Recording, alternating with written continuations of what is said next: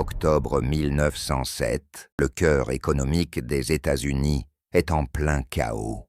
La panique bancaire a frappé New York. Les déposants se ruent pour retirer leur argent. La confiance s'effondre. Des banques menacent de fermer. Le pays est au bord d'un effondrement financier sans précédent. À cette époque, il n'existe pas de banque centrale pour stabiliser le système. Pas de filet de sécurité. C'est un monde où la confiance est la seule monnaie. Et cette confiance est sur le point de disparaître. John Pierpont Morgan, le banquier le plus influent d'Amérique, est loin de ses quartiers, à New York.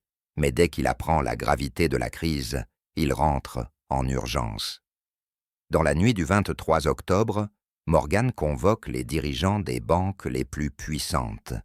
Lieu de la réunion, sa gigantesque bibliothèque, sanctuaire feutré à l'abri des regards extérieurs.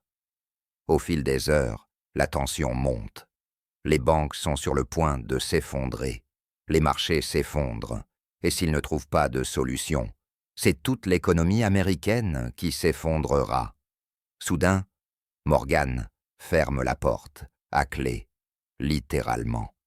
Il enlève la clé du verrou et la garde dans sa poche. Il fixe les hommes autour de la table et déclare « Personne ne quitte cette pièce tant qu'on n'aura pas réglé cette crise. » Ils sont enfermés dans cette pièce bondée, où Morgan impose sa volonté. Il utilise non seulement sa fortune personnelle, mais engage aussi les autres banques dans un prêt collectif de 25 millions de dollars, une somme colossale pour sauver les établissements essentiels. C'est dans ces moments tendus que les personnalités les plus fortes émergent.